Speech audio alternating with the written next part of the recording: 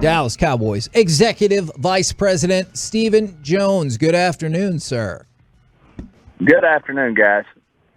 How much more excited are you to be on with us today as opposed to a week ago today? I think that goes without saying. Obviously, we went from playing our worst game of the year, and it wasn't just one or two people. It was across the board, I think, as a team, as an organization. We just, it's not what we expect out of this team to obviously playing at a high level across the board. And just hats off to the response. Starts obviously with Coach McCarthy and his staff, getting the players ready, and then, of course, our leadership on our team then stepping up and having a great week of practice, great energy, and really felt like they would respond. But obviously, you want to see it happen. But I really thought our team, from top to bottom, all three phases, came to play the game on Sunday, and certainly showed when we. When we're on top of our game, which we've been most of the year other than 1 week, we can play good football. I was hoping that you could walk us a little bit more, just specifically your mindset throughout the week. I know everybody said the right thing about the things you just addressed, and hopefully that being an anomaly and the worst game of the season, but was there ever a time throughout the week that you're like, man, maybe this is kind of what we are, or maybe this is this, or maybe this is that? Like, how do you maintain your confidence and focus? Well, you certainly have concerns whenever you play like that, but have a ton of confidence in the team we've put together here. And whether it's our coaching staff led by Coach McCarthy, whether it's our support staff, whether it's our players, just really felt like these guys would respond and come out and play like they played. So overall, you felt good about it, but you got to go out and do it. And all you have to do is look around the league. I mean, there's teams. I think every team in the league now has lost 2 games, and you look at those teams, and if you don't come out with an edge in our league, and you don't come out ready to play, you're going to get it handed to you. And certainly, unfortunately, we didn't come with that edge and with that energy against the Broncos. And we got the results that is what happens when that happens. And you turn around and you come out the next week and do it totally different, then you get a totally different result. And I think it's a great experience. We have a lot of young guys on this team. The good news is we got great leadership and some great veteran guys as well, whether it's a Dak or a Zach Martin, a Leighton Vander Esch. Those guys came to play and certainly set the tone for the week. And I think, we'll build on this and hopefully learn from it. Stephen, I don't know if you take notes during the game or how you kind of keep track of some of your thoughts as you get prepared for your meeting with Mike McCarthy, but did you happen to just kind of, flag something that said, let's use Dak Prescott more as a fullback in goal line situations when we're up by 20-something points? It was actually the opposite. Let's don't do that much. I think he ended up with a strawberry on his cheek. But certainly, that's it. That's Dak. At the end of the day, we have to protect Dak from Dak because he's the ultimate competitor. And, that's just the way he's going to play the game. He's going to play to win. He's going to play to score. That's what makes Dak Dak. And he's a fierce competitor. He's a great leader. He sets the tone for this team. Obviously, you could feel it in him all week long that he had something to prove. And, he went out and, just did an amazing job with this football team. We're so fortunate to have him, but I will say I hope we don't see that much the rest of the year.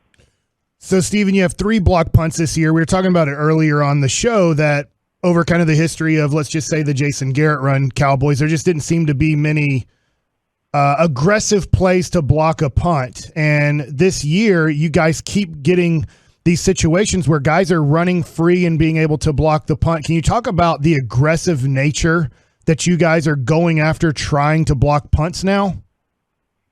Well, I just think there's opportunities, that present themselves, and Bones does a great job of really game planning those opportunities. There's some games where it's better than others. And then the other thing I think, that we talk about in the personnel room is we do have good personnel on special teams. And obviously, Dorance Armstrong's our main pass rusher out there during the game on defense, but he's still doing his job on special teams as well. It just shows you what a team guy Dorance Armstrong is. He's an elite special teams player as well. And what a great job he did blocking that punt. And, you want to take advantage of opportunities. And I do think our staff does a great job of, doing their work, doing their game planning, and looking for ways to make big plays on special teams. Whenever somebody like Dorance Armstrong does show out, do you ever want to come on here and gloat? Since sometimes we give you a hard time about Dorance Armstrong hype, and then when he does this, are you like, I told you, you joker should have listened to me all along? Well, he's a great football player, and he's not above playing special teams. He does that at a high level year in and year out, but he also showed yesterday he can make big plays for us on defense. A great sack. We're lucky to have him on our football team. He's got great football character. He's been going through some things personally that we're all rooting for him in terms of losing a family member, but and working through that. But he's a pro, and as I said, we're fortunate to have him. I know he's one of Will McClay's pet cats when we drafted him, and he certainly played great football for us. Stephen Jones joined us here on the KNC Masterpiece on 105.3 The Fan, your home of the Dallas Cowboys. We kind of were discussing this at length, and I know y'all talk about self-scouting, self-assessment, looking at yourself and saying, are we good enough here? Can we be better? And I know there are a lot of Tolos out there that are kind of frustrated by what's going on with Connor Williams on some of the penalties. And then we look at some of the snaps, and we're like, okay, we see what's going on here. Do you think the quality of play for him is good enough to go past some of the penalties that are happening, that the team can get by without worrying about it too much? Or does that position still need to – you kind of have to keep an eye on what's going on there?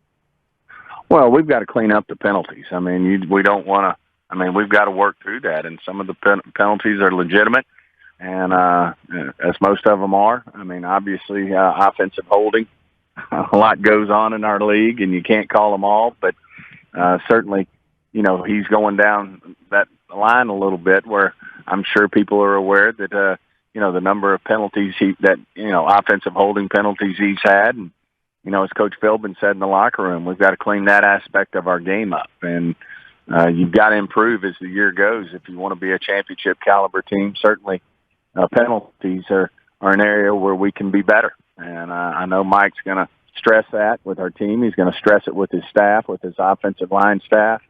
And I know we'll be better. Connor's a conscientious football player. He's a competitor, and I know it's certainly not up to his standard in terms of the penalties. But as you see, when you really turn on the tape and watch it, he does a lot of great things for our team. But as it is with a lot of our players, there's certainly places to improve, and that's one for him. He's got to clean up the penalty aspect of his game.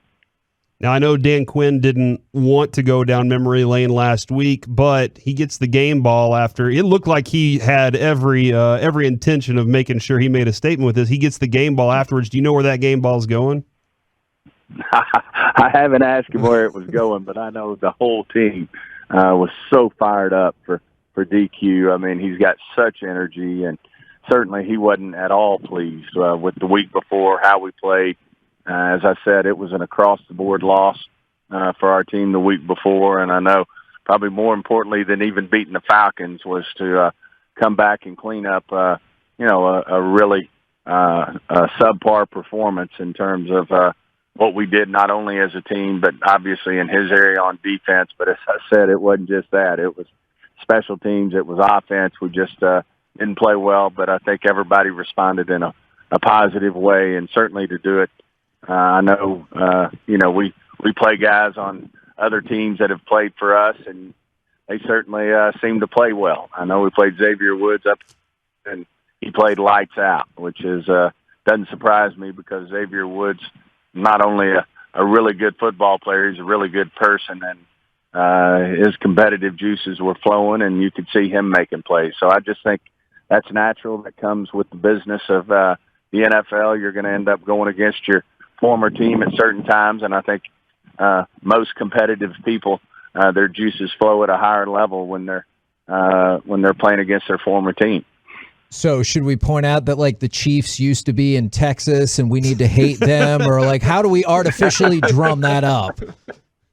Well, I don't think we need any motivation to get ready for the Chiefs after last night. I mean, certainly they looked like the Chiefs of old, of the past two Super Bowl teams in terms of how they played the game last night. I don't think anyone's going to need motivated to know we're going one into a very difficult place to play, but also playing a great football team. And certainly they put it together last night, and it just so happens to be right as we're getting ready to go play them. So I don't think anybody's going to need motivation to come with their A game against the Chiefs. I guess then I know next week is going to be the quick turnaround, but how do you guys work the schedule this week as you start looking at the Chiefs and then the fast turnaround against the Raiders next week? I know the sole focus is the Chiefs this week. Certainly Mike will be working it with his staff on what the long-term schedule is, but I can promise you there's not anyone in our organization is going to be focused on what happens after the Chiefs, other than a few people who have to make those plans. And I know Mike's going to have the team, his staff, totally focused on going into a hostile environment and trying to get a victory against a great football team. So you mentioned earlier Leighton Vander Esch's name when you're kind of talking about the leadership and, Dak Prescott. That's really easy to tell that he's the leader of the offense, really the complete leader of the team. With DeMarcus Lawrence pretty much missing this whole season as of right now, would you point towards Leighton Vander Esch being the leader of the defense, or would that be Micah Parsons is more of the Dak Prescott of the defense? Well, I just think they do it as a group on that side of the ball. Certainly we've got young players like Micah, like a Chauncey that are going to step up and, I think ultimately be leaders on this football team. But at the same time, I think as a group, we've just got players who have great football character that step up and really, hold each other accountable in terms of their preparation and what we need to do. Obviously, Leighton's been in the building. When you look at that defense over there, he's been in the building a while. I'd point to a Jaron Curse, who's just having a great year as a leader, does a great job. So, it's just a good group of men who have great football character, who are all rowing in the same direction. Certainly Dak's leadership spills over to the whole team. But I mentioned Zach Martin. I mean, he's Tyron Smith are stalwarts in that offensive line room. I just think we got a great group of men who have a common goal, a common theme, which is to win a championship, and they do it as a group. Now, it appeared as though y'all came out relatively injury-free yesterday. I wanted to know if that is factually accurate. And then since you mentioned the Chiefs, how do we feel about the prospects of Tyron Smith being ready to roll for the Chiefs game? I think he's got a real shot. And injury-wise, I do think we came out of it. We'll see. We got a few guys we're looking at, and we'll see, who anytime you play an NFL football game, you're not going to come out totally unscathed in terms of having some things that you got to work through. And I know our guys will, but at this point right now, we don't think we lost anyone right now that can't play against the Chiefs. And I do think we'll add Tyron to the list of guys who will be able to step up and play. I was just having this discussion. Do you think that you'll ever have the team on paper that you thought you would have going into the season, like fully, completely healthy? And what do you think's been like the key to being able to adapt to all these situations as they come along this year? Well, I do. I mean, I think the good news is we hadn't really had any catastrophic type injuries that we've lost key players for the year. Now, Don't get me wrong, losing Jabril Cox is a tough one. Losing Rico Dowdle, our third running back, who was really playing great football for us before his injury. I mean, those things don't help, but our personnel department does a great job of led by Will, of getting guys who can step up and take advantage of that. But when we look at our guys on the injured reserve who are designated to return, these guys I think are going to be back in the next 3 or 4 weeks, and hopefully ready for the stretch run. And, if we have some good fortune, we all know the NFL, they can, you can have these challenges in a heartbeat in terms of injuries or something to do with COVID, as the Pittsburgh Steelers had to work through with their quarterback. So, you have your challenges, but I do think we have an opportunity here to get back, 3 big-time defensive linemen and DeMarcus Lawrence and Randy Gregory and Neville Gallimore, who can really make a big difference. We'll see. Now, we had the opportunity to ask Jerry this on Friday when WrestleMania tickets officially went on sale, and we're doing a WrestleMania ticket giveaway this week. Were you ever a big wrestling fan? And if so, who were you rooting for?